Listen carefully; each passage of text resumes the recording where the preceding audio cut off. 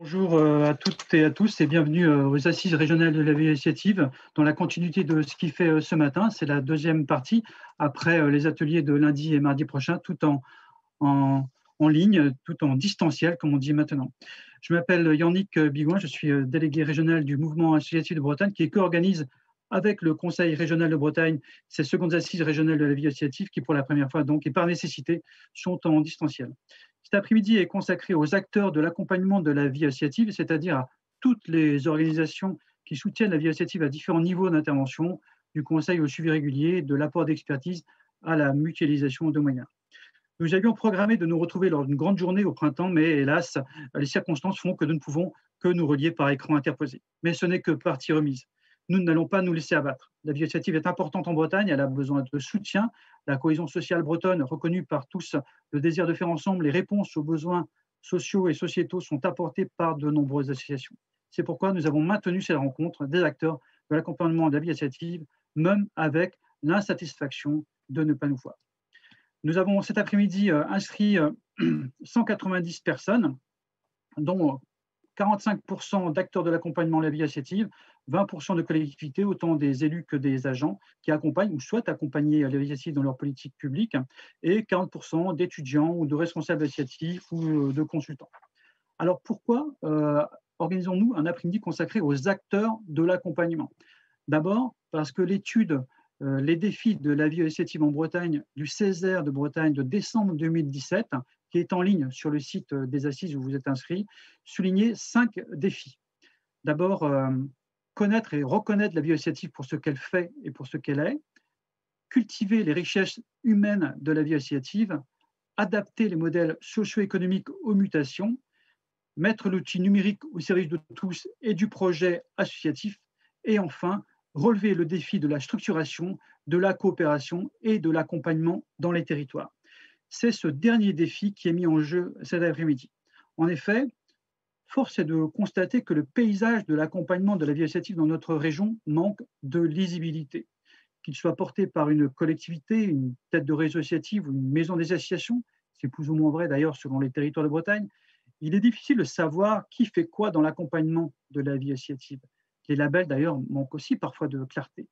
Les responsables associatifs viennent d'ailleurs régulièrement nous voir avec des questions du genre comment écrire ces statuts, où aller pour que je puisse être aidé, j'ai un problème d'employeur, qui peut m'aider, je ne sais pas comment faire une AG, et nous ne savons pas toujours vers qui les orienter et où sont situées les organisations qui pourraient les aider.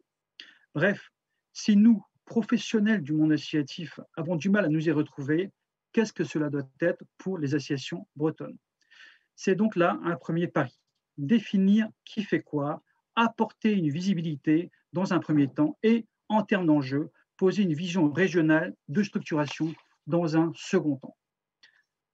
Avec la direction régionale de la jeunesse, des sports et de la cohésion sociale et le Conseil régional de Bretagne, nous avons écrit dans la suite des préconisations de cette étude Césaire une feuille de route partagée, dont ce travail important de structuration des acteurs d'accompagnement fait partie. C'est donc un premier pas d'un travail ambitieux qui continuera, vous en doutez. Bien entendu, dans les données que vous allez entendre cet après-midi, il en manquera certainement. Mais je vous remercie donc par avance pour votre indulgence. Nous travaillons en avançant avec vous. Au menu de cet après-midi, d'abord, nous présenterons un diagnostic, une étude portée par le Conseil régional de Bretagne et par le mouvement associatif de Bretagne et faite par Orlan Méhu, qui a fait son stage de master au Conseil régional. Puis nous ponctuerons cette présentation par une intervention de Guillaume Hardy de l'espace associatif de Quimper-Cornouailles sur ce qui est mis en œuvre sur son territoire dans ce champ et par une première présentation cartographiée des acteurs de l'accompagnement de la vie associative par Karine Vaillant, qui est actuellement stagiaire au mouvement associatif. Il sera possible de poser des questions aux intervenants par l'intermédiaire d'un chat, et c'est Louis-Julien Delabouère qui va m'accompagner cet après-midi pour amener ces questions qui vont être recueillies par d'autres personnes donc, que je vais vous présenter tout à l'heure. Nous ferons une pause, parce que tout ça est très dense, à 15h30. Dans la deuxième partie de l'après-midi, nous continuerons avec Claire Bizet, qui est déléguée régionale du mouvement associatif des Hauts-de-France. Elle nous expliquera comment l'accompagnement de la vie associative est organisé dans sa région. Cela nous permettra de comparer et prendre un peu de distance avec une région particulièrement structurée en la matière. Enfin, Julie Boivot, qui est facilitatrice graphique, suivra les interventions et nous présentera à deux moments ce qu'elle a retenu de cette intervention. Enfin, vers 16h30, il sera temps de tirer des perspectives et de conclure avec Anne Pateau, vice-présidente du Conseil régional de Bretagne, et Catherine Latour, présidente du Mouvement associatif de Bretagne. En plus des personnes citées, l'équipe d'animation de cette journée, que vous verrez durant cet après-midi, est composée de Louis-Julien de la Boère du collectif Thiriade, qui va m'aider, Gwendoline Bénidir-Conan, qui est chargée de développement territorial au Mouvement associatif de Bretagne, François Le Mercer et Elsa Firmin du Conseil régional de Bretagne, Cécile Souris de la Chambre régionale de l'économie sociale et solidaire de Bretagne, Yannick Merlin et Géraldine Pirot de la Direction régionale de la jeunesse, des sports et de la cohésion sociale. Enfin, vous dire aussi que cet après-midi est enregistré, donc vous pourrez retrouver tout ce qu'on a dit et les supports après, nous mettrons tout en ligne. Voilà, nous allons donc commencer cet après-midi avec peut-être une carte que Louis-Julien va pouvoir nous montrer, une carte de vous montrer à voir d'où nous venons. Donc je t'invite Louis-Julien à nous montrer la carte des inscrits aux assises pour montrer aussi la richesse de la vie associative. Voilà, je pense que tout le monde la voit.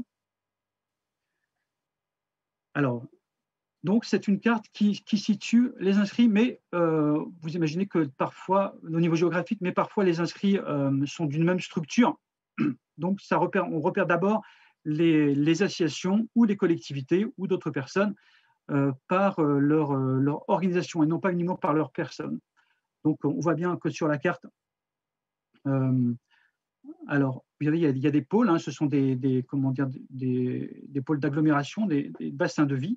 Le bassin de vie par exemple de Cornouailles qui rassemble tout autour. Ici on a plus de 40 organisations qui sont inscrites pour les assises. Voilà, et donc le Julien est en train de zoomer pour nous montrer tout ça.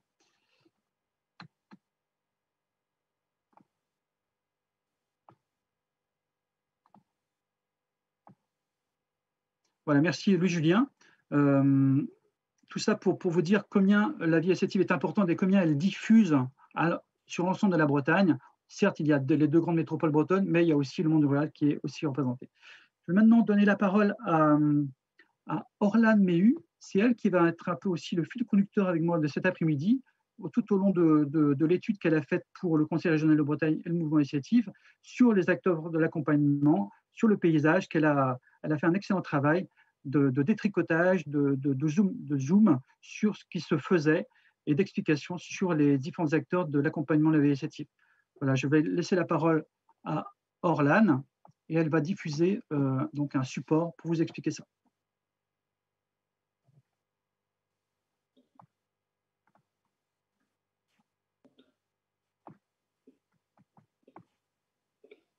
Voilà, bonjour Orlane, merci.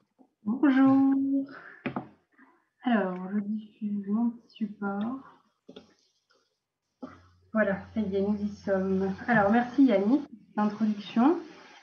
Du coup, moi, je m'appelle Orlane Méhu, je suis étudiante en master de action locale et projet de territoire. Et donc, comme l'a dit Yannick, j'ai effectué mon stage à la région Bretagne au printemps dernier, dans le service innovation sociale et économie sociale et solidaire. Et du coup, c'est à cette occasion que j'ai réalisé une étude sur l'accompagnement de la vie associative.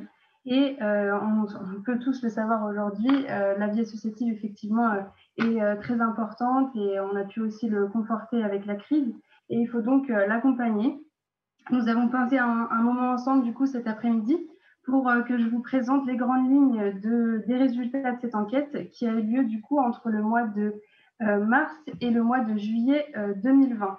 Donc pour cela, il y aura un petit déroulé de la présentation. On abordera ces différents points tour à tour pour essayer de mieux comprendre les enjeux de l'accompagnement de la vie associative bretonne. Alors d'abord, il y a eu la clarification d'enjeux qui devait être clairs pour commencer cette étude. Donc on a dégagé 4 grands points. Donc d'abord, il s'agissait de proposer un état des lieux, des structures d'accompagnement des associations en Bretagne pour mieux les connaître, pour à la fois les institutions, mais aussi pour les associations elles-mêmes, pour enfin aussi favoriser l'interconnaissance, le partage, l'entraide et la complémentarité entre les acteurs de l'accompagnement, pour mettre en réseau aussi les acteurs de l'accompagnement, pour optimiser les réponses aux associations, puisque évidemment le but final était de clarifier et rendre lisible l'offre d'accompagnement des associations, pour aussi permettre aux associations du territoire d'avoir une meilleure visibilité sur ce qui se faisait. Donc ça, c'était les enjeux principaux de l'étude. Et après, ils ont découlé rapidement sur un ensemble d'objectifs que l'on s'est fixés, donc qui étaient aussi compartimentés en 4. Donc d'abord, il s'agissait de créer une typologie et une cartographie de l'accompagnement sur les territoires, donc ce qui a été déjà bien entamé. Ensuite, c'était pour effectivement atteindre une meilleure orientation pour les associations. Et le but de ce travail, c'était évidemment la consolidation et l'amélioration continue, puisque le but du travail, et c'est encore le cas aujourd'hui, c'est qu'il soit continuel et qu'on puisse l'enrichir et le modifier au fur et à mesure de ce qu'on pourra apercevoir aussi sur les territoires et avec les associations. Et enfin, le but vraiment important, c'était de repérer les manques pour y remédier. Alors, c'était les manques géographiques, territoriaux, mais aussi thématiques, puisque le but, c'était vraiment de comprendre ce qui pouvait manquer à la vie associative et à son accompagnement. Donc ça, c'était vraiment pour les enjeux et les objectifs. Ensuite, si l'on part un petit peu sur la méthode, parce que c'est important de comprendre comment cette étude a été réalisée. Donc d'abord, il y a des données de cadrage qui ont été réalisées.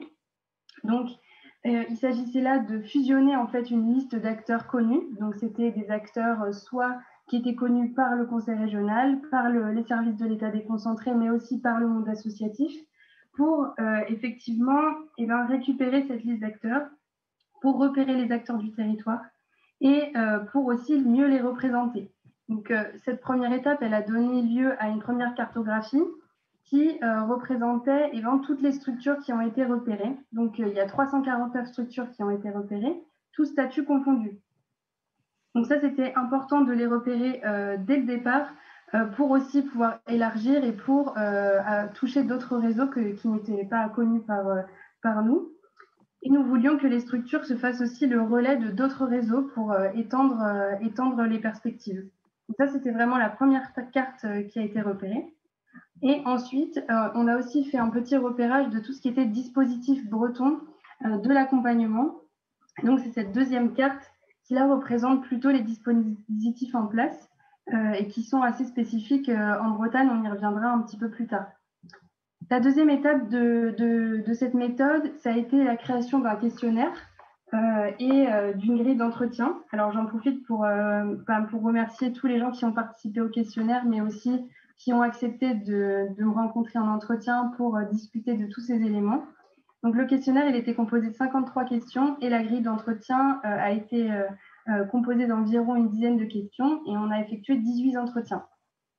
Donc, ces deux premières étapes ont donné lieu finalement à la création d'une synthèse, d'un document synthétique qui regroupe à la fois des traitements quantitatifs, donc des statistiques, de la cartographie, des croisements de données, et à la fois une approche plus qualitative qui concernait les comptes rendus, les synthèses, les enjeux et définitions qui en étaient ressortis. Ce petit document de synthèse-là, il est disponible dans la catégorie ressources du site des Assises, si vous voulez le consulter pour avoir plus de détails sur ce qui va se passer cet après-midi aussi, ça peut être intéressant pour approfondir. Une fois que ce document de synthèse était bien lancé, et bien la dernière étape, ça a été la réalisation de mon mémoire qui s'intitule « L'écosystème de l'accompagnement de la vie associative en Bretagne, structuration d'une chaîne systémique et informelle », pour essayer justement de mieux comprendre de manière aussi conceptuelle ce qui se jouait réellement derrière l'accompagnement de la vie associative en Bretagne. Donc ça, c'est pour la méthode, les deux petites cartes. Et ensuite est rapidement arrivée la question de la définition, qui aussi comportait ces enjeux propres. Alors, tout simplement parce qu'on a rapidement aperçu que finalement, pour comprendre qui étaient les acteurs et pour les définir, il fallait savoir aussi qu'est-ce qui se cachait derrière l'accompagnement de la vie associative. Et on a très rapidement remarqué que l'accompagnement est un terme très polysémique et qu'on pouvait y mettre plein de choses derrière. Donc, aucune définition n'est encore exhaustive derrière et de nombreuses activités sont aujourd'hui classées sous le terme générique d'accompagnement. Et donc, il était important aussi de pouvoir recenser toutes les activités présentes dans l'accompagnement pour aussi objectiver sa définition et pour permettre de mieux la comprendre. Donc, même s'il y avait une définition qui avait été proposée en 2011 par la Conférence permanente des coordinations associatives, donc l'ancien mouvement associatif que vous voyez s'afficher juste à côté là, cette définition, elle était très bien, mais elle était très globale et elle ne permettait pas forcément de voir qu'est-ce qui se cachait en termes d'activité et de contenu derrière l'accompagnement de la vie associative. Donc, le but de l'enquête, c'était vraiment de plus approfondir cette définition. Vous voyez apparaître juste sur le côté ici tous les mots qui regroupent qu'est-ce que l'accompagnement de la vie associative. Alors ça, ce sont vous qui nous les ont donnés, soit pendant les entretiens, soit pendant les réponses du questionnaire. Et donc, ces mots-là, vous voyez, ils sont très, très variés. Ça va à la fois du processus psychologique d'accompagnement, de la collaboration, de la sensibilisation, des effets de solidarité, mais aussi la reformulation des problèmes, etc. Donc, c'est vraiment un panel qui est très large et qui a donné déjà une bonne idée de ce qui était en jeu pour la suite. Et donc, ces premières perspectives de définition ont donné lieu à la création d'une chaîne de l'accompagnement que j'ai créée tout simplement avec les différentes activités qu'on a considérées comme accompagnement. Donc, d'abord, on avait l'accueil, l'écoute, l'information, le conseil, l'expertise, l'outillage, la formation et le suivi et l'évaluation. Donc, évidemment, tous les acteurs n'agissent pas à la même hauteur ni à la même échelle. Donc, le but, c'était d'objectiver ces activités et de comprendre qui faisait quoi exactement dans cette chaîne. Donc, ce qu'il faut retenir, qui est très important, c'est que chaque étape de la chaîne de l'accompagnement, de l'appui ou du soutien peut être réalisée de manière séparée. Donc, certains acteurs proposent ces services séparément dans la limite de leurs moyens d'action. Et d'autres experts, en revanche, de niveau un peu plus expert, sont en mesure de réaliser tous les accompagnements de la chaîne. Néanmoins, tous ces acteurs sont des acteurs de l'accompagnement de la vie associative en Bretagne et c'est cette chaîne-là qui va nous permettre de plus approfondir aussi les activités qui sont contenues dans le terme accompagnement. Voilà pour cette première partie. Très bien, je te remercie Orlane. Avant de donner la parole à Guillaume Hardy de l'espace associatif de Quimper, je vous signale que vous pouvez vraiment nous contacter par chat, nous poser toutes les questions que vous voulez et vous dire aussi que tout ce qui est présenté et produit sera sur le site des assises. Je voulais vous rappeler ça, c'est-à-dire qu'on voit sans doute aller un peu vite, c'est très dense, mais vous pourrez revenir autant sur cet enregistrement qu'on pourra mettre après, plus tard, mais on mettra rapidement également tous les supports. Je vais maintenant donner la parole à Guillaume Hardy qui travaille à l'espace associatif de Quimper pour qu'il nous explique concrètement ce qu'il fait au sein du pays de Cornouailles en Finistère Sud.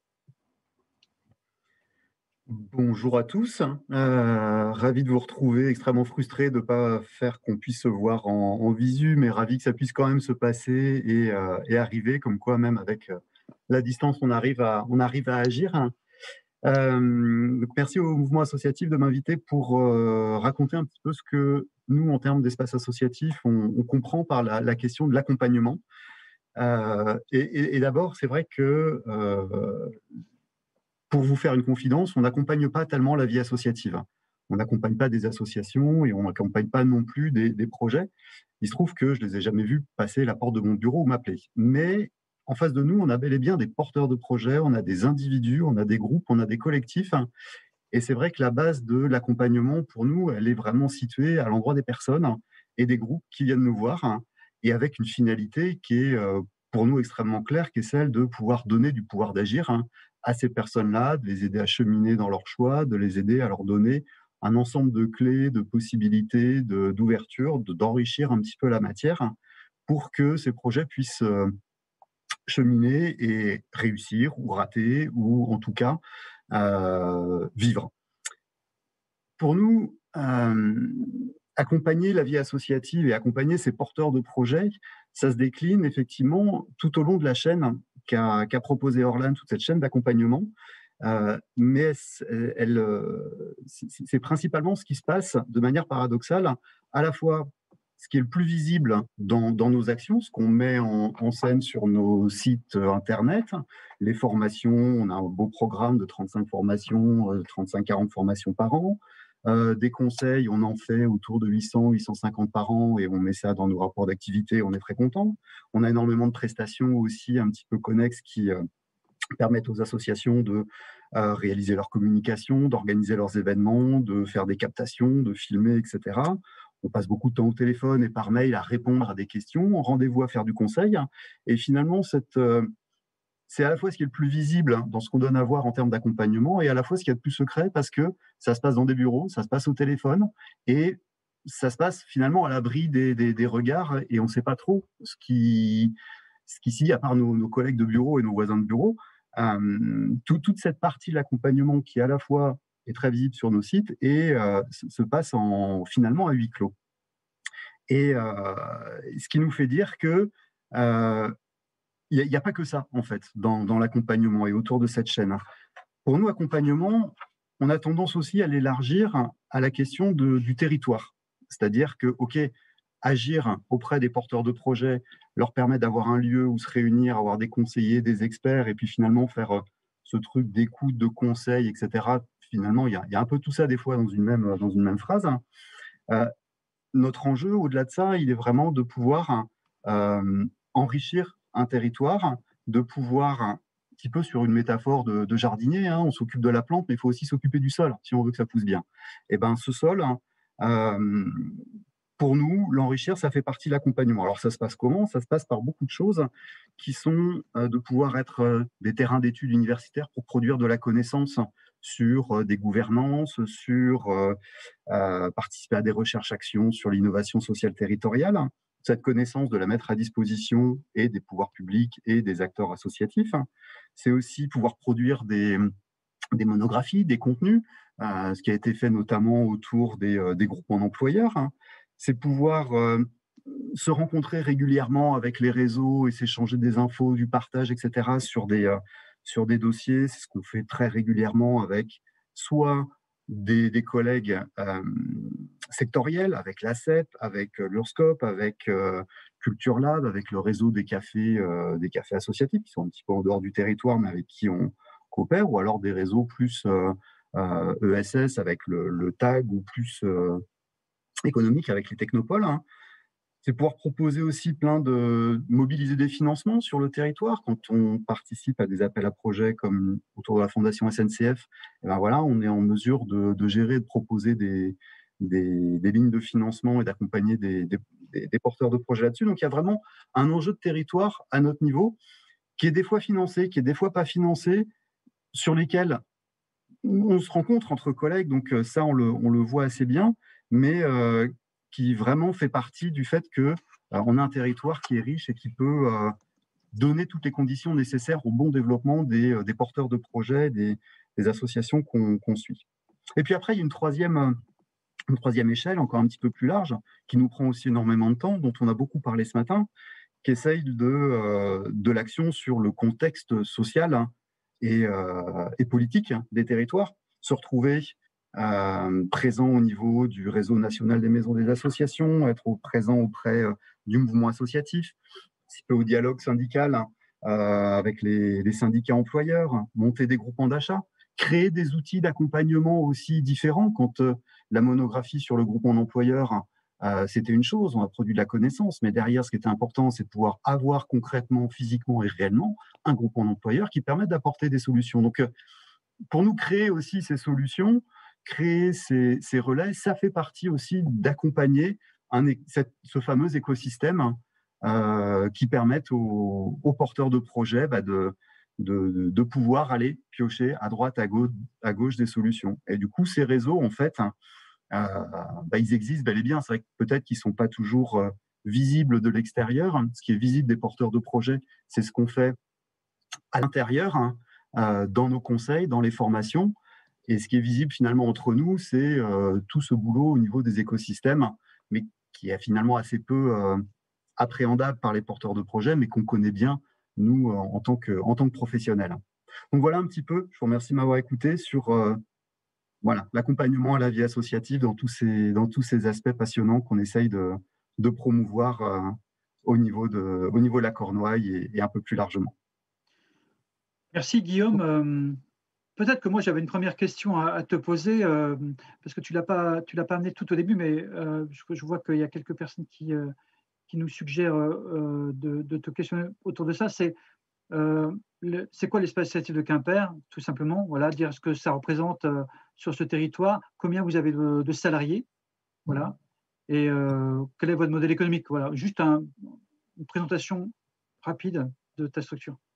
Bien, on est une maison des associations, voilà, qui propose un certain nombre de services. Donc, on est d'abord un bâtiment physique avec un accueil, avec des gens à l'accueil, avec des espaces de coworking, avec des bureaux partagés, avec des boîtes aux lettres, avec des possibilités d'affranchir du courrier, etc. Donc, il y a cet espace physique qui existe, qui permet à des assos de se réunir. Hein. Et puis, en termes de services, hein, on propose une imprimerie numérique pour tout ce qui est communication visuelle, hein, des possibilités de création de sites internet également. On propose de la location de matériel audio, vidéo, captation, projection plus pour l'événementiel dans ces cas-là. On a aussi tout un service assez costaud d'accompagnement de la question employeur, hein, avec du conseil, de la réalisation de fiches de paye, de l'accompagnement RH. Hein. On est porteur également du dispositif local d'accompagnement, le DLA. Et puis, on travaille également on fait tout ce qui est conseil généraliste, hein, de la création à la dissolution des associations. On s'occupe un petit peu de tout type de structure, que ce soit le groupe de 3 copains qui veut monter un groupe de punk pour avoir une salle à la MJC, à des grosses fédérations présentes sur le territoire et avec des dizaines de salariés. Donc voilà, on est une maison et on fait partie du réseau national des maisons des associations qui regroupe 80, 90, je n'ai plus les chiffres en tête, hein, maisons des associations, soit associatives comme nous, ça c'est un truc important à dire, nous sommes une association, soit des maisons des associations municipales. Pour ce qui est du modèle économique, on fonctionne sur 3 gros tiers qui sont d'une part, hein, la ville de Quimper qui nous soutient énormément, qui sont aussi un autre tiers qui sont tous les autres financeurs, hein, publics qu'on va chercher, donc des conventions avec des collectivités, c'est pas Quimperlé, Concarneau, c'est l'État également, c'est la région, c'est le conseil départemental, enfin le FSE, voilà, on travaille un petit peu à toutes les échelles, et il y a tous ces types de financements-là qui viennent compléter. Et puis un troisième gros tiers important qui est celui des prestations, les fiches de paye, la reprographie, la location de matériel. Tout ça sont des prestats. Ça fait partie de notre activité monétaire marchande. Donc voilà, on fonctionne un peu sur ces tiers qui ne sont pas exactement du 33% à chaque fois, mais c'est des ordres de grandeur. Très bien, merci Guillaume. Peut-être des questions de l'extérieur. Louis-Julien, toi qui es, comme on disait avant, à la télévision au standard, est-ce que tu peux nous dire s'il y a des résultats du chat? Oui, bonjour à toutes et tous. Alors oui, ça a eu du mal un peu à démarrer, mais c'est parti assez vite. Après, alors 2 sujets, j'ai 2 questions pour Orlan suite à ta présentation. On a une réaction sur l'étude sur 5 départements, sur la Loire-Atlantique, et j'aurais bien augmenté en fait même la question sur qui est sans doute qui permet d'aller un petit peu encore ailleurs. Est-ce que cette étude fait écho à d'autres études qui ont lieu sur d'autres territoires? Est-ce que d'autres régions ont fait un peu ce travail-là ou sous une autre forme? Est-ce qu'il y avait un parti pris de le travailler d'une manière particulière en Bretagne? Donc ça, c'était ma première question. Je te laisse peut-être y répondre et j'en ai une deuxième après sur les réseaux Maya. Merci Louis-Julien pour cette question. Alors d'abord pour la question du travail sur les 5 départements, ça s'est posé rapidement en fait cette question quand on a démarré l'étude parce que tout simplement on s'est rendu compte que beaucoup de confédérations, notamment culturelles, et qui travaillaient en partenariat avec tout le monde de la culture bretonne, et tout simplement agissaient à l'échelle des 5 départements.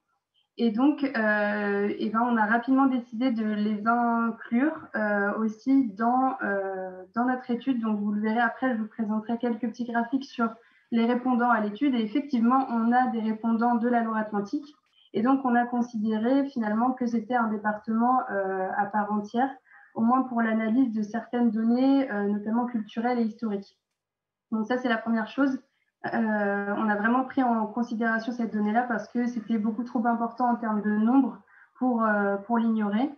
Donc ça, c'est vraiment la première réponse. Et ensuite, pour l'ouverture sur d'autres régions françaises, c'est intéressant que tu poses la question d'où je viens parce que effectivement, quand j'ai démarré l'étude, la première chose qui était intéressante, c'est de regarder qu'est-ce qui s'était fait ailleurs.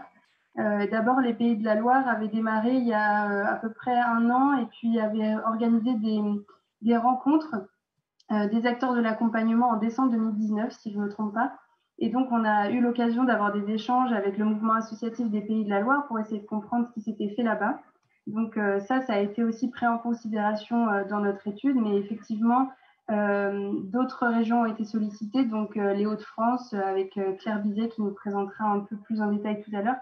Et on a aussi contacté l'Auvergne-Rhône-Alpes qui avait fait aussi l'étude il y a quelques années et donc qui a pu nous apporter quelques éléments. Alors, ce qui est intéressant dans les études avec l'extérieur, c'est évidemment tout ce qui a fonctionné, ce qui n'a pas fonctionné, et puis aussi la prise en compte de tous les territoires aussi différents qu'ils soient. Et en Bretagne, bon, alors évidemment, il y a des choses à prendre un peu partout, mais il y a toute la question historique qui est évidemment à considérer. C'est aussi ce qui a occupé une bonne partie de mon mémoire parce que c'était important de considérer tout l'historique politique et culturel de la Bretagne pour mieux comprendre ce qu'est aujourd'hui l'accompagnement et les relations aussi qu'entretiennent les politiques publiques avec le monde associatif qui intervient beaucoup dans le milieu de l'accompagnement. Donc évidemment, toutes ces questions ont été prises en compte pour essayer de mieux comprendre les enjeux qui se jouaient à l'intérieur de cette étude. D'autant plus, Orlane, si je puis me permettre de rajouter, qu'il y a des fédérations et des organisations qui sont vraiment sur les 5 départements. Je pense à Bretagne Vivante ou à Quévray-Brace, par exemple, qui sont des coordinations associatives, qui sont sur, alors je ne sais pas comment l'appeler, mais en tout cas, la Bretagne, en tout cas, complète. Oui, tout à fait. Oui, ça c'est quelque chose qui a été très clair dès le départ. Même il y a eu aussi pendant l'étude, en plein milieu pendant l'étude, il y a eu la fusion des confédérations Varleur et Kendar qui ont donné la nouvelle confédération Kendler et qui, eux, par exemple, agissent vraiment à l'échelle des 5 départements de manière complètement égale. Et donc, ça aurait été complètement biaisé, on va dire, de prendre en considération seulement 4 départements. Alors, j'ai une petite question subsidiaire pour toi, mais peut-être que tu l'évoqueras dans le qui tout à l'heure, puisque nous avons un temps sur le qui. Il y a eu beaucoup de réactions sur le réseau Maya, à la fois sur peut-être ce que c'est. Il y a des gens qui le connaissent très bien ici, mais en tous les cas, quel est ce réseau? Les gens ont réagi. Et puis, il y a des questionnements effectivement autour de quand on est dans un réseau, quand on a un label. Est-ce que ça permet d'avoir beaucoup de visibilité? Comment ça s'anime un réseau? Et peut-être qu'on l'évoquera beaucoup plus en deuxième partie, cette partie d'animation. Comment ça se coordonne? Est-ce que tu as quelques éléments maintenant ou ce serait plutôt dans la deuxième partie? Avant qu'Orlane ne réponde, juste rajouter que Guillaume Hardy avait oublié de répondre à la question combien il y a de salariés à l'espace associatif de Quimper. Il y a 17 salariés, donc c'est vraiment l'une des plus grandes organisations, une des plus grandes maisons d'association de Bretagne. Voilà, excuse-moi Orlane, je te laisse répondre. Oui, alors concernant les dispositifs, parce qu'on a appelé ça les dispositifs dans l'enquête plutôt que les labels, parce que finalement, ils ne sont pas tous des labels. Tous les acronymes que vous pouvez trouver sur l'étude de diagnostic ne sont pas tous labellisés. Et en fait, ce qui a été très difficile à comprendre dès le début, c'est évidemment la place de ces dispositifs. Quelle place ils jouent et est-ce qu'ils jouent vraiment une place dans tous les départements? Donc là, ça a été vraiment un enjeu de faire une étude territorialisée sur chaque département pour essayer de mieux comprendre si effectivement il y avait un vrai rôle des dispositifs sur les départements. Alors, je l'expliquerai un peu mieux tout à l'heure, on en parlera dans le qui effectivement a répondu. Mais pour répondre à ta question d'où je viens concernant les Mayas, les Mayas, c'est un dispositif qui est appuyé normalement par les DDCS dans chaque département. Et il est vrai qu'aujourd'hui, tous les Mayas ne sont pas animés de la même manière. Direction départementale de cohésion sociale, il y a tellement d'acronymes que voilà, je les précise. D'accord ? Oui, Direction départementale de cohésion sociale. Donc effectivement, voilà, par la direction départementale de la cohésion sociale. Maya, qui veut dire aussi, pareil. Les missions d'appui et d'information à la vie associative. Donc là, c'est vraiment normalement un dispositif qui est composé d'un animateur, donc qui est la DTCS normalement, et d'antennes. Alors, d'antennes qui fait partie du coup du réseau de ces Mayas.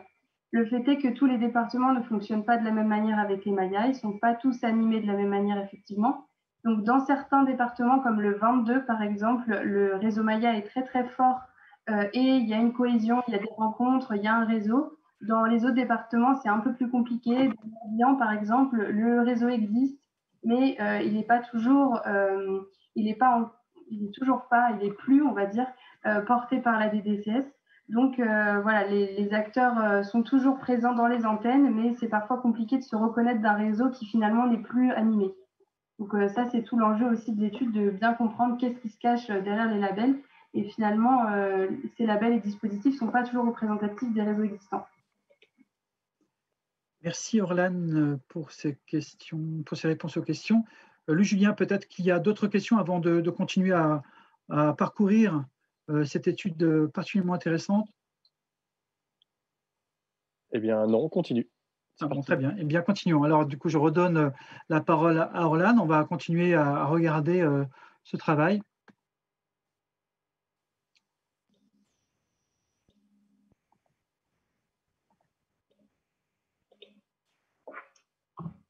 Oui, alors reprenons.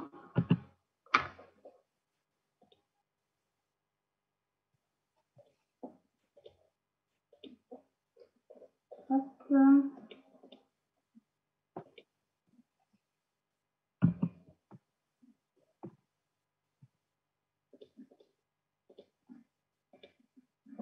Donc, si nous reprenons maintenant sur qui nous a répondu, parce que c'est important de comprendre quels sont les acteurs de l'accompagnement qui ont répondu au questionnaire, parce que ça définit forcément aussi le contenu des réponses. Donc, nous avons dans ce questionnaire qui était composé de cette manière. Donc, c'était une enquête en ligne qui était disponible entre le 29 avril et le 2 juin 2020. Elle était composée de 5 parties. Donc, d'abord, une partie d'identification de la structure. Ensuite, c'était plus une question de qu'est-ce que l'accompagnement, tant au niveau définition qu'au niveau des activités que pratiquaient les structures. Ensuite, on avait tout le point sur qui accompagne les associations et qui est accompagné, donc des deux côtés.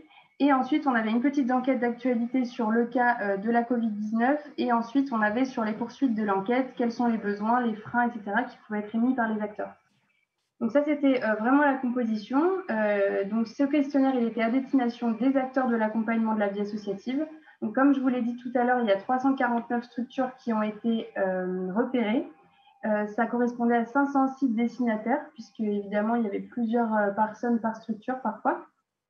Mais nous savons que d'autres structures et réseaux ont été touchés par le biais des réseaux, puisqu'à chaque fois, c'était important pour nous de bien mentionner au réseau qu'il fallait absolument pouvoir diffuser l'enquête au plus grand nombre.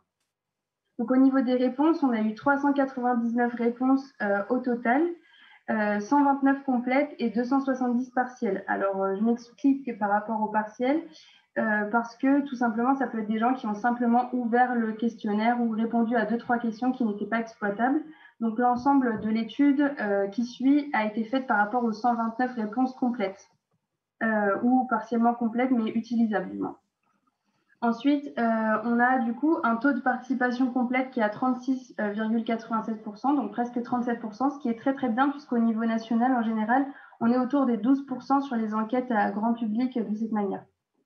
Ensuite, donc pour le détail de qui nous a répondu, eh bien, nous avons le détail sur la droite ici du diaporama. Alors, on avait 13 sociétés privées qui ont répondu, qui sont essentiellement issues du DLA, donc du dispositif local d'accompagnement, et qui pouvaient à un moment donné être sollicitées pour des questions d'accompagnement. On avait 4 collectivités, dont 2 conseils départementaux, une communauté de communes, et une maison des associations. Donc ça, c'est pour les collectivités. Ensuite, on avait 111 associations. Donc là, c'est principalement des fédérations, des confédérations. On avait une dizaine de pôles de l'économie sociale et solidaire et une association de pays. Donc ça, c'est pour les associations. Et on avait une fondation qui était la fondation SNCF. Donc ça, c'est vraiment pour les répondants. Et à l'intérieur de ces répondants, eh bien, il y avait certains qui étaient représentants de certains dispositifs, comme la MAIA qu'on a évoqué juste avant. Donc pour la suite, au niveau du territoire des répondants, alors vous avez sur la gauche un petit graphique qui représente du coup l'ensemble du taux de réponse par département. Alors on voit que l'Ille-et-Vilaine est grandement majoritaire, tout simplement parce que certaines associations interviennent à l'échelle régionale et que forcément leurs sièges sociaux sont principalement basés à Rennes et donc ça biaise un petit peu ce chiffre-là. Sinon, on voit qu'au niveau du Morbihan, des Côtes-d'Armor et des Finistères, on est relativement homogène. C'est pour ça que c'est important aussi de considérer l'échelle d'intervention. Vous voyez le petit schéma qui est sur la gauche qui représente finalement les différentes échelles qui concernaient les répondants. Donc, on voit que 36 répondants, par exemple, agissent à l'échelle régionale. Et on voit sur la droite que parmi ceux qui agissent à l'échelle départementale, on voit que la répartition finalement des départements est assez homogène aussi entre les 4 départements bretons. Et on y a ajouté aussi la Loire-Atlantique, puisque c'est ce que je vous disais tout à l'heure. On a un certain nombre d'associations culturelles et qui agissent sur le territoire historique de la Bretagne.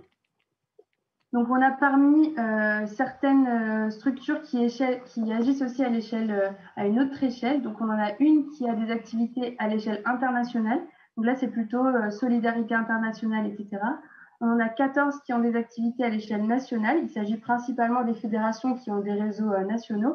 Et il y en a 4 qui interviennent à l'échelle des pays historiques. Donc là, c'est principalement les pôles de l'ESS. Donc ça, c'était pour les échelles d'intervention. Ensuite, on avait aussi l'appartenance à un réseau. Donc ça, on en a rapidement parlé tout à l'heure quand on a parlé de la MAIA. Alors là, la question des réseaux a été très importante et on va voir que finalement, dans les réponses, il y a des choses très diverses. Alors d'abord, ce qu'il faut savoir, c'est qu'on a 102 structures qui font partie d'un réseau et 27 qui n'en font pas. Donc ça veut dire qu'on a environ 21% qui n'appartiennent à aucun réseau, aucune coordination ou fédération, qui est quand même beaucoup en proportion, même s'il y en a beaucoup qui font partie d'un réseau, il faut quand même prendre en considération tous ceux qui ne se reconnaissent pas d'un réseau. Et ensuite, sur la droite, on a tout le détail du coup des réseaux. Donc, vous avez les différents réseaux dans lesquels les structures peuvent appartenir. Donc là, on voit très bien l'appartenance très forte aux fédérations, au mouvement associatif de Bretagne, aux confédérations un petit peu, à la MAIA un petit peu aussi. Le reste est relativement flou. Alors, tout simplement parce que là, il y a vraiment quelque chose à relever, c'est que certaines structures, finalement, ne se reconnaissent pas des réseaux, alors qu'elles en font partie. Par exemple, la MAIA, mais c'est aussi le cas pour d'autres appellations, comme la PAVA, les points d'appui à la vie associative, mais c'est le cas de beaucoup d'autres réseaux. Donc, le sentiment d'appartenance au dispositif et label, il n'est pas très marqué et il est vraiment à nuancer. Et il faut aussi faire la différence entre les réseaux et les labels et dispositifs, puisque tous les dispositifs et labels ne constituent pas un réseau. Il faut aussi faire la différence entre les dispositifs animateurs et les dispositifs antennes qui, du coup, ne font pas partie à la même hauteur du réseau, si on peut dire ça. On peut aussi se rendre compte que finalement, il y a peu de structures qui ont répondu à la question des réseaux. Alors, tout simplement parce que le manque de réponse prouve finalement ce besoin de clarification et prouve le fait que beaucoup de structures ne savent pas vraiment si elles font partie de tel ou tel réseau et que c'est encore à clarifier pour un certain nombre de personnes. Alors, il y avait quand même 49 autres structures qui étaient membres de d'autres réseaux, dont 10 qui faisaient partie du réseau des pôles de l'économie sociale et solidaire. Alors, c'était parfois des pôles qui faisaient partie de ces réseaux, mais c'était aussi parfois des associations qui faisaient partie du réseau des pôles. Donc ça aussi, c'était important à soulever. Maintenant, si on regarde rapidement au niveau de la taille des répondants et de leur budget, rapidement, donc là, on voit que finalement, la plupart des répondants sont quand même des assez grosses structures, puisqu'on a 47 structures qui ont plus de 300 000 € de budget. Mais globalement, le reste des budgets étaient relativement proportionnels. Donc voilà pour rapidement ce qui a donné le qui nous a répondu. Peut-être qu'on pourrait revenir un tout petit peu avant de passer à une autre partie sur l'explication de différents acronymes, parce qu'effectivement, les gens qui nous regardent, qui nous écoutent, ne savent pas nécessairement ce que veut dire PANA, PAVA, CRIP. Tout ça, d'ailleurs, ça illustre bien combien ça peut être confus pour une association de base, si on veut, qui cherche une information et ne comprend pas tous ces dispositifs. Peut-être que tu peux en dire un petit mot, Orlane ? Juste expliquer ce que c'est PANA, enfin PAVA ou CRIP, par exemple. Oui. CRIB, alors c'est les centres de ressources et d'information des bénévoles. Donc ça, c'est vraiment le plus structuré, on va dire, parce qu'il y a des financements qui sont derrière et qui sont financés là par les services déconcentrés de l'État. Donc les CRIB, là, sont vraiment, eux, des dispositifs qui fonctionnent de manière très structurée. Donc c'est vraiment, on va dire, les plus structurés de tous. Ensuite, on a donc les Maya, dont je vous ai expliqué tout à l'heure rapidement. On a les PANA, donc là, c'est les points d'appui au numérique associatif. Donc là, c'est un label, si je peux dire, qui est porté par Hello Asso et qui permet de faire des rencontres, des journées de formation autour de toutes les questions numériques que peuvent rencontrer les associations. Et les PAVA, du coup, c'est les points d'appui à la vie associative qui, eux, sont plus un réseau qui est totalement informel. Alors, dans certaines régions françaises, on voit qu'ils sont très structurés, comme en Hauts-de-France, on le verra tout à l'heure avec Claire.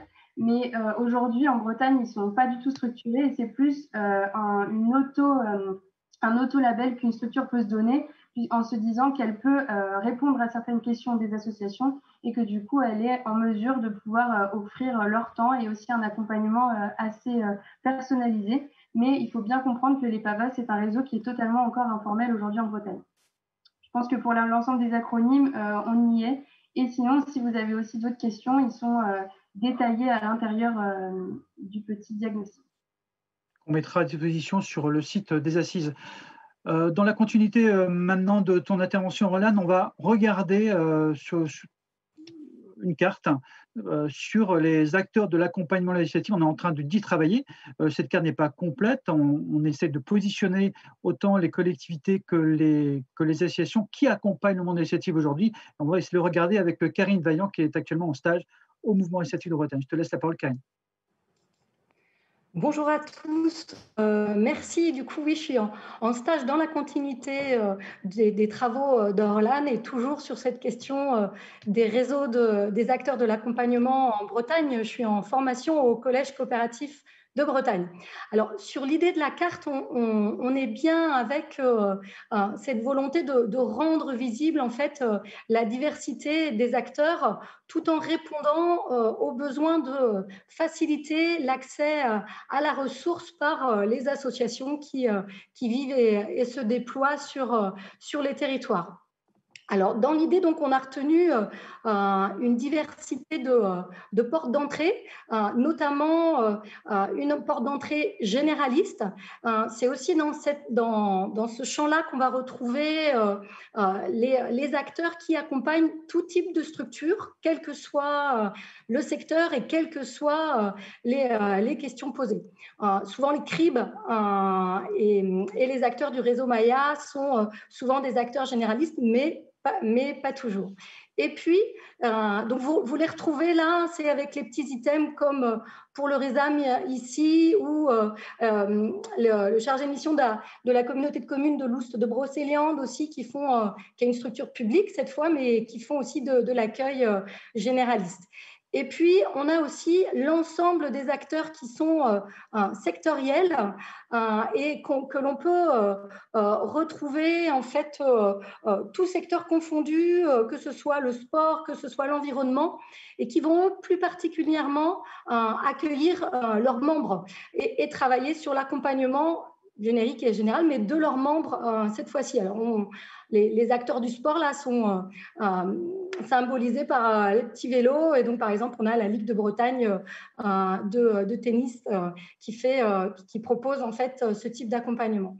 Et après, on a essayé aussi de hiérarchiser au regard du parcours de l'accompagnement proposé. On a essayé de décliner en 4 grands thématiques en fait, et de regrouper en fait sous 4 grandes thématiques ce qui pouvait être proposé en termes d'accompagnement, que ce soit un premier niveau d'information conseil, que ce soit de l'appui technique à la réalisation, je pense à la réalisation de fiches de paye par exemple, ou que ce soit une offre de formation en direction des bénévoles. Et encore, à un niveau supérieur, donc du coup l'expertise, les propositions d'accompagnement plus expertes ou la mobilisation des opérateurs DLA par exemple. Et en parallèle, en fait, même si le statut peut-être significatif, on s'est rendu compte que les associations qui recherchaient une question pouvaient parfois transcender la question du statut des structures qu'elles interpellaient. C'est pour ça qu'on l'a positionné en 3e niveau. Alors, ce qu'on voulait dire, c'est que c'est vraiment un travail en cours et que si vous ne vous retrouvez pas tous sur la carte aujourd'hui, ne vous inquiétez pas, elle est ouverte et qu'on va être dans une démarche ascendante et chacun pourra s'inscrire et proposer son offre de formation et dans un second temps, être visible en fait sur cette carte. J'essaye de balayer un peu en même temps en fait les acteurs de l'accompagnement. Donc, on a le PEPS du Pays d'Auray et on a aussi, par exemple, le pôle ESS du Pays de Vannes pour faire écho aussi à la personne de la desk tout à l'heure qui disait que voilà, elle ne se voyait pas sur la carte. Donc, c'est un travail qui est en cours et on vous propose là une première lecture, une première visibilité en fait de l'ensemble des acteurs, que ce soit les points d'appui, que ce soit les CRIB, que ce soit les MAIA ou que ce soit les fédérations régionales qui accompagnent leurs membres. Voilà, Yannick, sur cette première présentation. Merci pour ce travail qui commence avec ce travail de Karine. Vous dire aussi que ce qui est important, c'est effectivement, on essaie de repérer les acteurs, entre guillemets, professionnels de l'accompagnement, ceux qui sont payés pour ça, en quelque sorte.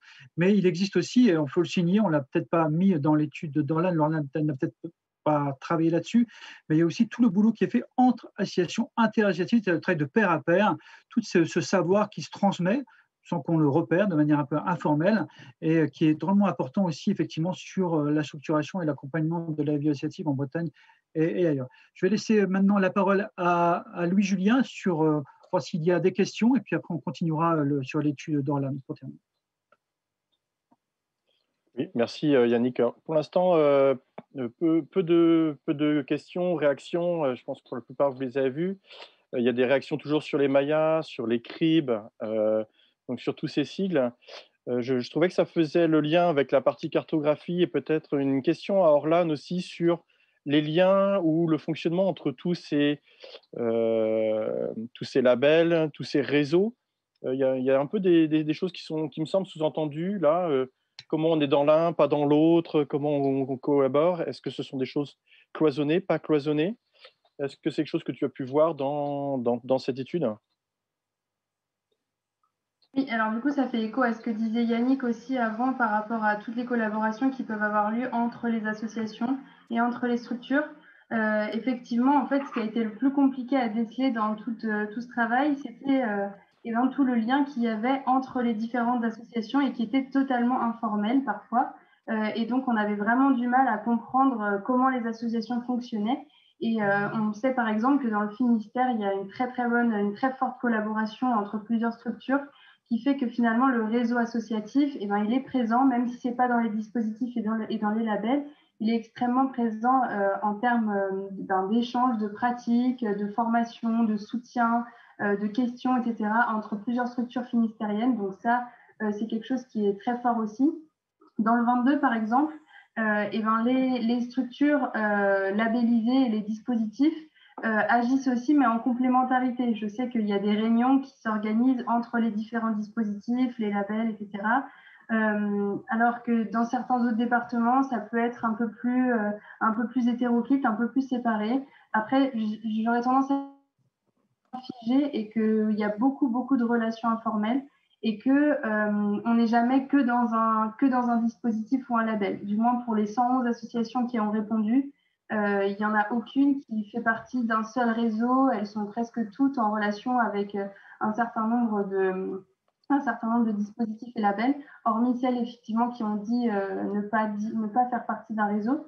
Toutes les autres font partie souvent de plusieurs réseaux Alors, certains officiels et d'autres informels. Et c'est un peu la binarité de ces des éléments-là qui est vraiment à prendre en compte et à faire attention dans l'étude, effectivement. Très bien. Je fais le lien avec un atelier qui va y avoir mardi matin sur l'observation de la vie associative. On va essayer de repérer où sont les associations les plus dynamiques, là où, où on les repère le plus. Et je pense qu'il y aura des parallèles à faire avec ce rapport. Vous verrez qu'effectivement, dans des territoires qu'on pense où il y a moins peut-être d'associations, c'est là peut-être où on repère qu'elles sont en tout cas particulièrement dynamiques. Mais je ne veux pas vous annoncer tout de suite ces chiffres qui sont tout à fait nouveaux, qu'on a travaillé avec les services de l'État et le Conseil régional. On va continuer cette présentation de l'étude qu'on a menée avec le Conseil régional sur les acteurs de l'accompagnement. Je vais redonner encore à nouveau la parole à Orlan pour terminer. Et puis après, on reviendra vers vous sur les questions.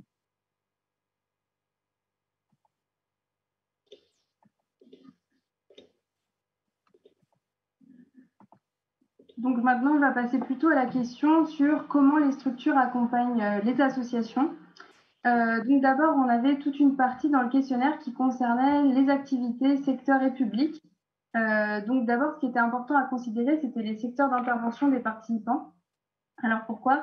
Parce que c'est important de comprendre dans quel domaine ils agissent, dans quel secteur, etc., en fonction aussi de leur département.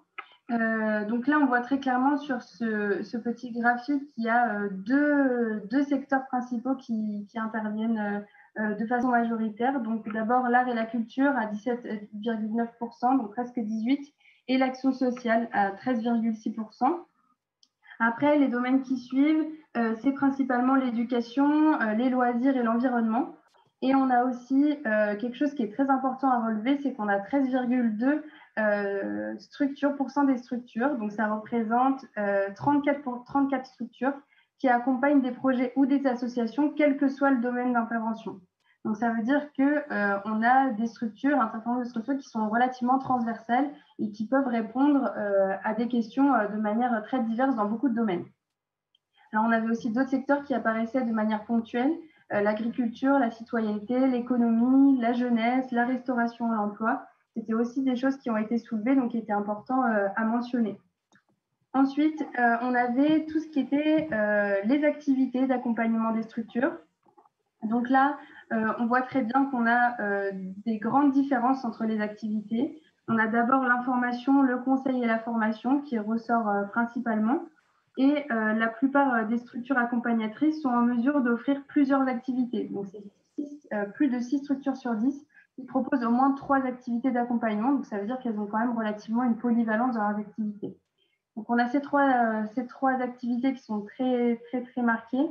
Et on a après un peu plus de fragilité au niveau du diagnostic, de la recherche de financement et de l'appui et de l'expertise qui sont vraiment à développer et à renforcer pour le futur. Si on fait une petite comparaison avec l'échelle nationale, alors sur une enquête du coup qui a été faite à l'échelle nationale, on voyait bien que par exemple le besoin national autour de la formation, il était à 44%. Et ici en Bretagne, l'offre en région, on est à 49,15%. Donc là, c'est vraiment une activité qui marche très bien en Bretagne et on voit bien que la formation, finalement, on était plutôt au-dessus de la moyenne nationale. Par contre, quand on regarde à côté au niveau de l'aide à la recherche de financement, les besoins nationaux étaient exprimés à 62% et en région, on est à 16,10%. Donc là, c'est très peu. Mais c'est comme dans beaucoup de régions françaises, finalement, on remarque que ça, c'est un problème qui est relativement national, le fait d'avoir beaucoup de soucis au niveau de la recherche de financement autour des associations. Et c'est aussi le cas à cause de la crise en ce moment, notamment, ça a révélé beaucoup de choses. Ensuite, si on prend au niveau de la formation des bénévoles, puisque au sein de ceux qui ont répondu pouvoir faire de la formation, certains font de la formation pour les bénévoles et c'est 76% des structures environ qui proposent des formations à destination des bénévoles. Dans 50% des cas, ces formations sont financées par le FDVA, mais ça veut aussi dire du coup que dans 50% des cas, ces formations ne sont pas financées par le FDVA et sont donc à la charge des structures formatrices. Juste, alors là, excuse-moi, donc le FDVA, c'est le Fonds de développement de la vie associative qui est financé par les services de l'État en région et par le Conseil régional de Bretagne, qui est destiné au financement de la formation des bénévoles. Oui, merci Yannick pour la précision. C'est vrai que les acronymes, on les oublie un petit peu parfois. Alors pour la suite, au niveau des activités sectorielles publiques, toujours ici on est face au domaine de compétences des structures accompagnatrices. Donc là, on voyait aussi que déjà dans les propositions, on avait essayé de varier vraiment au maximum pour que tout le monde puisse s'y retrouver. Donc là, on a principalement des activités compétences qui sont organisées autour de 3 vraiment grands domaines de compétences. Donc d'abord, on peut voir l'animation, le réseau, la mutualisation qui est très important dans les compétences des structures. On a aussi la méthodologie de projet, le montage de projet, le suivi, l'évaluation. Et le troisième grand point, c'est le travail sur le projet associatif. Donc, on peut voir que finalement, il y a 63% presque des structures qui se reconnaissent dans des missions d'animation et de mutualisation. Donc là, c'est aussi très important. Et après, par contre, on a plusieurs petits domaines qui apparaissent un petit peu moins, comme l'administration, la gestion juridique, les ressources humaines, la logistique, la communication, qui sont des domaines qui seront à renforcer. Et il y a aussi une chose qui était importante à préciser, c'est qu'on avait inséré dans ce graphique aussi la compétence commercialisation et marketing qui n'a été choisie par aucune structure, alors qu'on sait que finalement, c'est une activité qui est pratiquée, mais c'est souvent aussi une question de vocabulaire. C'est pour ça que c'est intéressant et il faut aussi faire attention évidemment aux mots utilisés derrière les compétences. Donc ça, c'était vraiment pour les domaines de compétences des structures. Ensuite, au niveau des pratiques, on avait organisé ça sous forme de verbes pour que chacun puisse s'identifier au mieux dans les pratiques qu'il pratiquait au quotidien, mais aussi de manière plus ou moins formelle ou informelle et plutôt ponctuelle ou pas. Donc là, on voit que les pratiques d'accueil, d'information, d'écoute et d'outillage sont les plus importantes. Et à côté, il y a des choses qui apparaissent un petit peu moins, comme la veille, la vérification, l'enquête, par exemple, qui est un peu moins présente. Et aussi, je mandate une expertise qu'on a un petit peu moins choisie. Donc là, les structures devaient classer les 5 principales pratiques en les hiérarchisant. Donc ça permet quand même d'avoir une bonne idée de ce qui se passait exactement en termes de pratiques et d'activités. Si on passe maintenant au public accompagné et à qui tous ces services s'adressent-ils, eh bien là, on voit qu'on a pour 33%, dans 33% des cas presque, ces services s'adressent à tout public, donc que ce soit des structures ou des personnes, des individus ou des collectifs, ou un collectif. Donc là, globalement, la visée des publics est très très large, même si on voit que certaines structures répondent uniquement à leurs adhérents. Alors ça, c'est plutôt des fédérations qui sont assez spécialisées, très thématiques, etc., et qui peuvent répondre uniquement à leurs adhérents. On a aussi plus globalement les types de structures accompagnées, juste sur la droite. Donc là, on a environ la majorité des cas qui est vers les individus et les particuliers. Donc là, c'est plutôt de l'information à la création d'associations, etc. Et on a aussi tout ce qui est associations employeuses et non employeuses qui sont fortement représentées dans les types de structures accompagnées. Ensuite, on passait à tout ce qui était les ressources humaines des structures, puisque ça fait aussi grandement partie des moyens pour l'accompagnement. Donc, on avait d'abord la part des structures ayant des salariés. Donc, on a 20 structures quand même qui accompagnent des associations en étant entièrement bénévoles, ce qui est beaucoup. Après, c'est à voir aussi à pondérer avec les activités évidemment générées par les structures. Et en dessous, on voit que finalement, lors d'un accompagnement, dans presque 19% des cas, les structures travaillent uniquement avec des bénévoles. Donc là aussi, c'est un point à considérer lors d'un accompagnement. Et sur la droite, là, on voit plus précisément la présence d'un référent de la fonction accompagnement au sein de la structure. Donc, est-ce que les structures qui accompagnent ont un interlocuteur précis pour l'accompagnement ? Donc là, dans finalement 82 structures, oui, il y a un ou plusieurs référents. Et dans 75% des cas, le référent de la fonction accompagnement est salarié. Donc, il est quand même parfois bénévole, il ne faut pas oublier ce paramètre-là. Et dans quand même presque 37% des structures, il n'y a pas de référent. Donc, ça veut dire qu'il n'y a pas une personne dédiée à l'accompagnement. Ça aussi, ce sont des choses à considérer lors d'un accompagnement. Ensuite, si on regarde rapidement au niveau de la répartition du nombre de structures en fonction de leurs équivalents temps plein, donc en fonction du nombre de salariés, on voit qu'on a beaucoup de structures qui ont moins de 5 équivalents temps plein. On a aussi beaucoup qui ont moins de 2. Et après, on passe plutôt à la catégorie entre 10 et 20. Donc là, c'est relativement proportionnel aussi avec le budget des structures.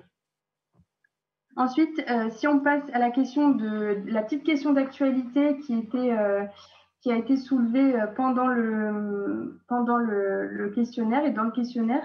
Alors ça, c'était quelque chose qui était vraiment très important pour nous de pouvoir relever parce que c'était aussi finalement un bon moyen de mesurer l'enjeu autour de l'accompagnement par rapport aux structures. Donc là, on voit très bien qu'on a beaucoup d'accompagnements qui ont été faits pendant la crise. En effet, il y a 66 structures qui ont accompagné des associations pendant la crise de la Covid et sur des missions très, très variées. Donc, vous voyez, vraiment, toutes les missions, la plupart ont été choisies de manière assez homogène. Juste sur la gestion, il y a eu un petit peu moins, mais beaucoup sur la fonction employeur, sur la communication, sur les aides publiques. Et on a aussi vu le rôle très important finalement des structures accompagnatrices dans le lien avec les collectivités territoriales et dans le lien avec les politiques publiques, puisqu'il y a un certain nombre de dispositifs qui ont été mis en place pendant la crise et c'était parfois difficile pour les associations locales de comprendre ce qui se jouait, où est-ce qu'ils pouvaient avoir des aides, etc. Et donc ça, c'est un rôle que les accompagnatrices et accompagnateurs ont vraiment joué de manière très très importante. Et là, ça nous montre vraiment l'enjeu aujourd'hui autour de l'accompagnement et autour des moyens qui y sont alloués aussi. Enfin, du coup, pour terminer, on a relevé dans ce questionnaire et dans aussi les différents entretiens réalisés que, il y avait certains freins quand même à l'accompagnement et à la mise en réseau des acteurs et des besoins qui en découlaient. Donc là, globalement, c'était catégorisé, on va dire. Alors, il y avait les besoins vraiment de reconnaissance et de légitimité. Donc là, on parlait vraiment autour des freins, du manque de reconnaissance, de visibilité, de clarté du réseau, mais aussi du manque de coopération et de subsidiarité entre les acteurs. Ça, c'était vraiment très important. Ensuite, il y a eu tout ce qui était moyens financiers. Donc là, le manque de moyens pour assurer les missions d'accompagnement. J'ai très bien vu qu'il y a beaucoup d'associations et de structures qui font ce qu'elles peuvent pour accompagner, mais que parfois c'est compliqué dans la limite de leurs moyens. C'est aussi des moyens de financement qui ne sont pas forcément pérennes, des dispositifs compliqués à déceler. On a aussi une disproportion entre les besoins et les moyens d'accompagnement sur les territoires, et là de manière vraiment multiscalaire. Là, c'est vraiment global sur les 4 et même les 5 départements. On a aussi un frein autour des ressources humaines. Donc là, c'était le manque de salariés pour remplir les missions d'accompagnement, la fragilité des emplois et la mobilisation des bénévoles, évidemment, qui a été encore plus compliquée là aussi pendant la crise. On a ensuite tout un volet sur les freins à la formation. Alors, c'est parfois difficile de trouver les bons intervenants dans tous les domaines. Parfois, des associations souhaiteraient s'impliquer dans l'offre de formation, mais manquent de moyens pour le faire. Il y a parfois un manque de compétences, peu de moyens financiers. Il y a aussi la réforme en ce moment qui se joue autour de la formation, qui est parfois compliquée à comprendre dans toutes ses singularités et complexités. Et c'est aussi enfin toujours difficile de mobiliser des bénévoles. Et enfin, on avait 2 petits derniers items qui concernaient plutôt l'espace et le temps. Donc l'espace, tout simplement de manière pratique, pas beaucoup de locaux pour accueillir, parfois des locaux inadaptés et parfois des logiques de concurrence pour des espaces partagés qui vraiment rendaient les choses de plus en plus compliquées. Et on a aussi évidemment toute la question du temps. Donc là, le temps, c'est le manque de temps pour l'échange, de savoir-faire, de pratique. Donc ce qu'on est en train aussi de faire là, on voit que c'est très important de prendre des temps pour échanger, pour mieux comprendre ce qui se joue. Et des manques de temps dédiés à l'accompagnement. Donc ça, c'est ressorti beaucoup. On voudrait plus accompagner, mais on n'a pas forcément le temps pour le faire.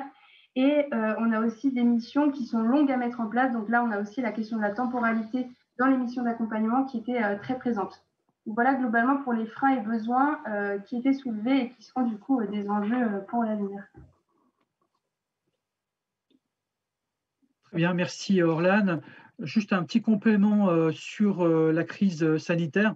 Le mouvement associatif prépare une lettre, une newsletter tous les 15 jours. On essaie de recenser toutes les aides qui existent pour soutenir le monde associatif. Donc n'hésitez pas à vous inscrire si ce n'est déjà fait à notre newsletter.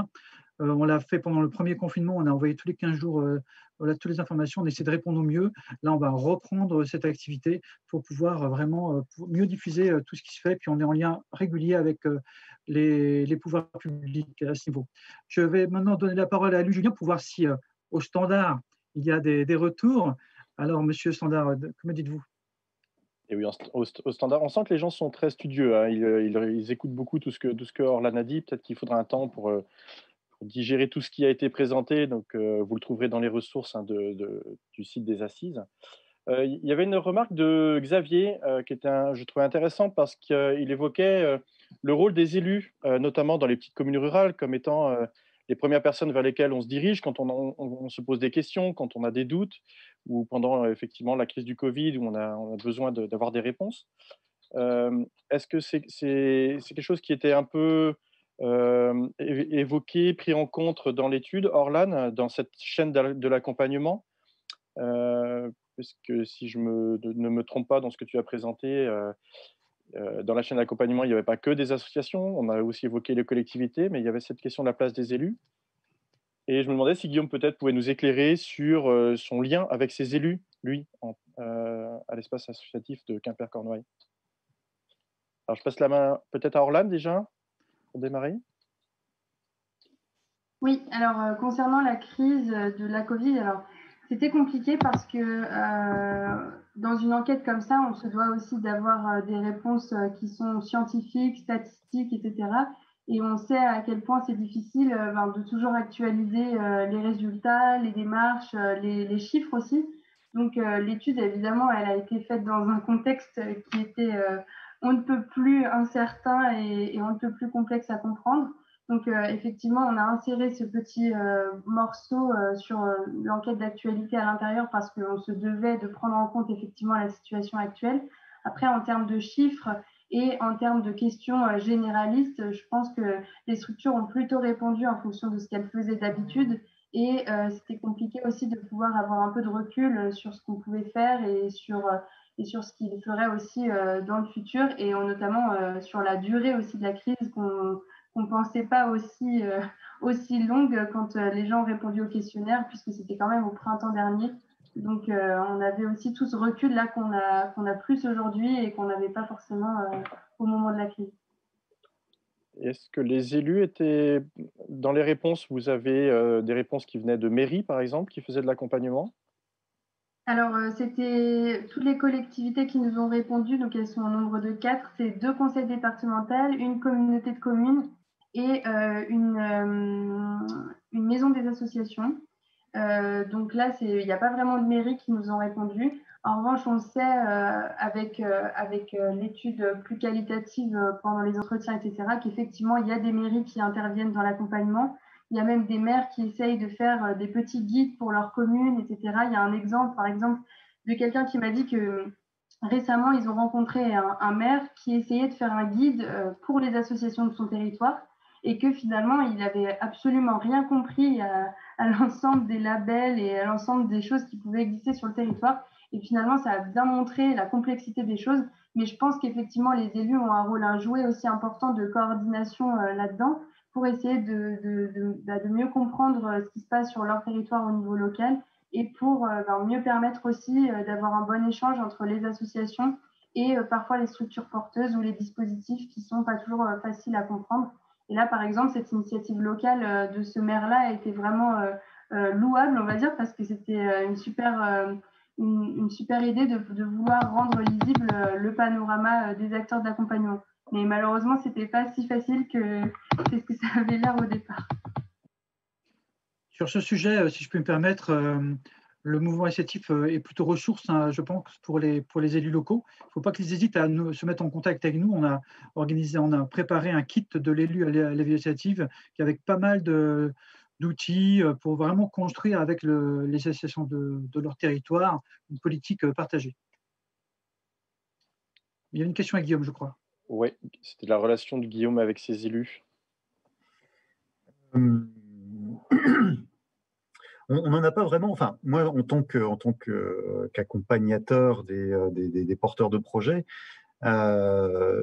j'ai pas vraiment de lien ou de relation spécifique avec des élus, enfin avec les élus en tant qu'élus. En revanche, je les croise très régulièrement dans les comités de pilotage de telle ou telle structure, dans des conseils d'administration, dans des assemblées générales d'associations. Donc, j'ai envie de dire, on les croise beaucoup en tant que citoyens qui habitent sur un territoire, qui s'intéressent à la vie associative locale, qui essayent de la pousser, de la favoriser et qui participent par leur présence, par leur connaissance du territoire à faire avancer les choses. Donc on se croise effectivement et on échange et on bosse ensemble autour des porteurs de projets qu'on peut accompagner. D'un point de vue politique, c'est plus là à l'échelle de notre conseil d'administration ou de notre direction que ça se passe. Donc voilà, il suffit plus là en tant que citoyen et en tant que personne qui accompagne. Après, ça nous arrive d'avoir à faire appel à eux notamment pour résoudre des conflits, des situations conflictuelles. Parfois, ça arrive dans les structures associatives ou interassociatives. Donc voilà, c'est quand même des personnes qui sont là pour aussi participer à la médiation territoriale. Ou alors, ils font appel à nous aussi en tant que... on est régulièrement amené à les informer, à répondre à des questions de leur part quand eux-mêmes accompagnent des structures sur leur collectivité, à venir échanger avec nous pour confirmer un point de vue, pour creuser une question, pour démêler un petit peu un nœud juridique ou organisationnel, pour aider, pour les aider dans leur boulot quand eux-mêmes sont sollicités par des structures associatives. Après, il s'agit de boulot, de partenariat. On est amené à faire des formations sur des territoires, etc. Donc ça, après, on est aussi dans cette relation-là. Merci Guillaume. Je rappelle juste que le travail, le mémoire qui a été fait par Orlan pour le Conseil régional de Bretagne avec le mouvement associatif de Bretagne est accessible sur l'onglet ressources des assises que nous organisons en ce moment, que nous sommes en plein dedans. Pour terminer cette première partie de cet après-midi, je vais demander à Julie Boivot, qui a suivi toutes nos discussions, ce qu'elle en retire, ce qu'elle a pu en faire, puisqu'elle est facilitatrice graphique. Elle va nous montrer où est-ce qu'elle en est. Il y a beaucoup de choses, c'était très dense déjà, et il y a encore plein de choses à dire. Donc, je lui laisse la parole.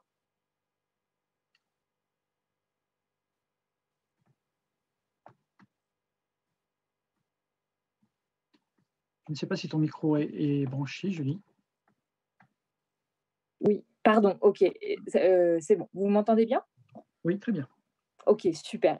Donc, excusez-moi, j'avais effectivement oublié de brancher mon micro. Je vous propose donc effectivement une synthèse visuelle donc de ce début d'après-midi par rapport à l'étude qui a été présentée donc par Orlan. Alors, je vais comme on ne peut pas donc se voir en direct, je vais vous le présenter en montrant comme ça en gris en fait les éléments, je ne sais pas si vous allez les voir, dont je vais vous parler. Donc il y avait cette étude qui a été réalisée donc sur 5 départements. J'ai repris ici en bas en jaune, alors j'ai pas repris tous les éléments de la méthode, l'idée étant effectivement d'en faire une synthèse, mais de reprendre vraiment les éléments clés donc par rapport aux structures qui ont été identifiées sur le territoire et également aux dispositifs aussi, avec cette méthodologie donc de questionnaire, d'entretien et la représentativité des réponses qui ont été obtenues. Et puis, ce que j'ai mis en bleu, et au centre, en gros, c'est donc toute cette vie associative que j'ai symbolisée par ces personnages ici, et comment les acteurs, en fait, en bleu, les acteurs peuvent se positionner pour accompagner justement cette vie associative. Alors, l'accompagnement, ça a été dit, c'est le fait aussi de donner donc du pouvoir d'agir, en fait, de les soutenir dans leur action par rapport au territoire. Cet ancrage au territoire, je l'ai remis ici, qui a été nommé plusieurs fois. Et ce que j'ai remis en fait en bleu, les éléments ici, c'est accompagner, c'est quoi? En fait, il y a plein de façons finalement d'accompagner. Donc, ça peut être d'accueillir les personnes des associations. Il y a la notion d'écoute, la notion d'information, la notion de conseil, voire carrément d'expertise sur des points, des points particuliers dont ils ou elles auraient besoin. L'outillage que j'ai remis ici, que vous allez voir, la formation. Et puis le suivi, évidemment, dans le temps des actions de l'association. Et puis la recherche de financement que j'ai mis là, qui a été nommée également. Donc ça, c'est toutes les façons, en fait, d'accompagner. Alors, c'est peut-être pas exhaustif, mais en tout cas, c'est vraiment les gros axes qui sont revenus beaucoup. Et ce que j'ai mis, les petits nuages bleus derrière accueil, écoute, information et outiller, c'est vraiment ce qui est revenu très fort. En tout cas, les actions qui sont le plus souvent mises en place pour accompagner en fait la vie associative. Les petits pointillés que vous voyez là en bleu sur les personnages, c'était la notion de lien formel et informel entre les associations. Et la présence forte de liens informels souvent entre les associations. Et puis ce que j'ai mis en fait dans le bleu plus sombre ici, c'est en fait les acteurs en fait ça a été nommé sur qui sont ces fameux acteurs de l'accompagnement. Donc il y a aussi des associations qui accompagnent les associations, il y a des entreprises privées, les élus locaux, en tout cas les collectivités territoriales, et puis il y avait en tout cas une fondation dans l'enquête. Donc ça, c'est voilà, quel type d'acteurs peuvent être amenés à faire de l'accompagnement d'associations. Et puis, alors c'est vrai que c'était extrêmement dense l'étude, j'ai pas pu tout reprendre les éléments, puis ce n'était pas forcément l'intérêt, mais reprendre vraiment les éléments clés. Le fait que voilà, ces structures appartiennent la plupart du temps, en tout cas à 70%, à un réseau. Les compétences à 62% en animation et mutualisation pour l'accompagnement. Et puis, ces personnes qui sont parfois des bénévoles, avec ce que j'ai mis ici en orange, un peu des points de vigilance sur les ressources humaines, sur les moyens mis à disposition pour cet accompagnement de la vie associative, la question des espaces dédiés, de la reconnaissance aussi de ce travail-là. Et puis, alors ce n'est pas le mot de la fin, mais ce qui a été nommé sur ce qui est revenu un peu en filigrane aussi par rapport aux questions, tous ces acronymes, est-ce que c'est forcément lisible? Il y avait aussi pour aujourd'hui, en fait, durant cette conférence, et puis ce qui a été nommé par les élus locaux qui essaient de soutenir, mais pour qui c'est pas forcément très lisible et compréhensible, tout ce qui, le système existant, en tout cas de l'accompagnement. Voilà les éléments que j'ai repris. Je vous enlève les petits traits gris et de toute façon, le visuel sera mis à disposition de tout le monde. Très bien, merci Julie. Merci. Maintenant, merci à tout à l'heure. On va se retrouver tout à l'heure pour la fin de l'après-midi. Désormais, maintenant, on va faire une petite pause puisque c'était dense, il faudra digérer, puis peut-être une petite pause technique, petite pause café, petite pause thé. Dans la deuxième partie de l'après-midi, nous ferons intervenir Claire Bizet, qui est déléguée régionale du mouvement associatif des Hauts-de-France, où dans les Hauts-de-France, ça fait longtemps qu'ils travaillent sur cette question de l'accompagnement. Ça fait longtemps qu'ils ont structuré, organisé tout ça et qui ont donné plus de visibilité. Et puis, nous travaillerons sur les perspectives. Déjà, d'ailleurs, on a des retours par chat, des gens qui nous disent qu'il y a besoin, effectivement, ça semble assez clair d'ailleurs à la lecture, au regard de cette étude, qu'il y a besoin d'uniformiser les labels, de faire une plateforme régionale, en tout cas, de donner plus d'unité, de donner plus de visibilité à ce qui peut se faire autour de l'accompagnement de la vie associative. Donc, je vous propose de faire une petite pause et on se retrouve tout à l'heure dans 15 minutes, c'est-à-dire qu'il est 24, on se retrouve à moins 20, donc 15h40. Voilà, bonne pause et à tout à l'heure.